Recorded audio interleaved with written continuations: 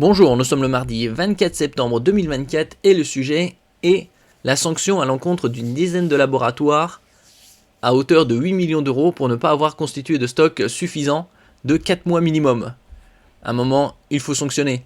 La plupart des agents actifs produits dans le monde le sont en Inde et en Chine. Et ça, ils avaient délocalisé depuis pas mal d'années, quelques décennies. Et on a vu pendant la période 2020 où ça a mené. Dans un contexte de pénurie de médicaments en France, une dizaine de laboratoires condamnés à verser 8 millions d'euros pour ne pas avoir constitué de stock. Cette sanction inédite prononcée par l'ANSM correspond à des manquements constatés en 2023. Elle concerne des produits pour lesquels une interruption de traitement peut mettre en danger la vie du patient à court ou moyen terme. Il s'agit d'une condamnation inédite dans un contexte de pénurie de médicaments, et ça c'était déjà pas mal de temps, les pénuries de médicaments sur certains produits. Les autorités sanitaires viennent de condamner une dizaine de laboratoires pharmaceutiques à payer un total de 8 millions d'euros pour ne pas avoir maintenu de stock suffisant de traitements jugés essentiels, ont-elles annoncé mardi 24 septembre. 8 millions d'euros pour 10 laboratoires, ou c'est 10 laboratoires qui payeront 8 millions chacun. Alors, je pense que c'est plutôt 8 millions pour les 10. C'est assez peu. Il faut faire plus de pression pour qu'elle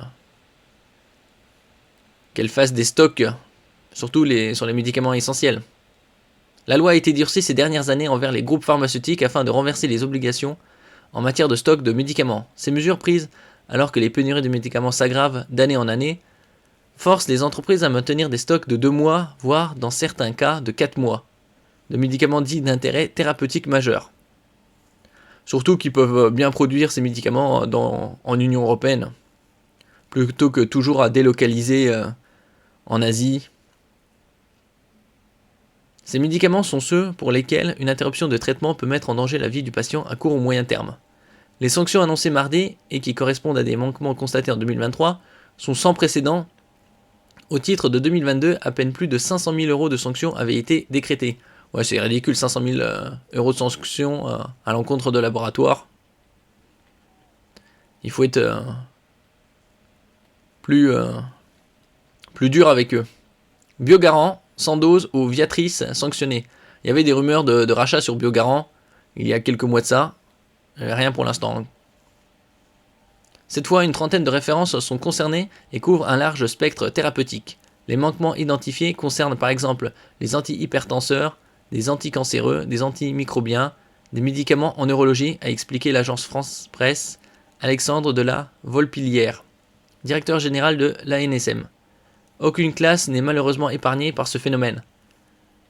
Au lieu de dépenser des milliards à tort et à travers, il devrait faire, le gouvernement, je parle, davantage de coopération avec les industries pour maintenir l'Europe au-dessus du niveau de la mer. Sur les laboratoires, les principaux sont Biogarant, Sandoz, Viatris.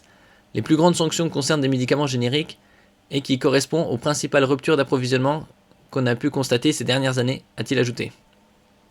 L'une des plus grosses sanctions touche par exemple Biogarant, grand groupe français spécialiste des génériques, où il y a environ 900 à 1000 produits génériques à son catalogue, pour des stocks insuffisants d'une molécule contre l'hypertension, l'irbesartan. Ces annonces ont été favorablement accueillies par les associations de patients inquiètes de l'aggravation des pénuries de traitement. Et donc ça fait déjà des années, et ça fait que maintenant qu'ils leur mettent une sanction de 8 millions.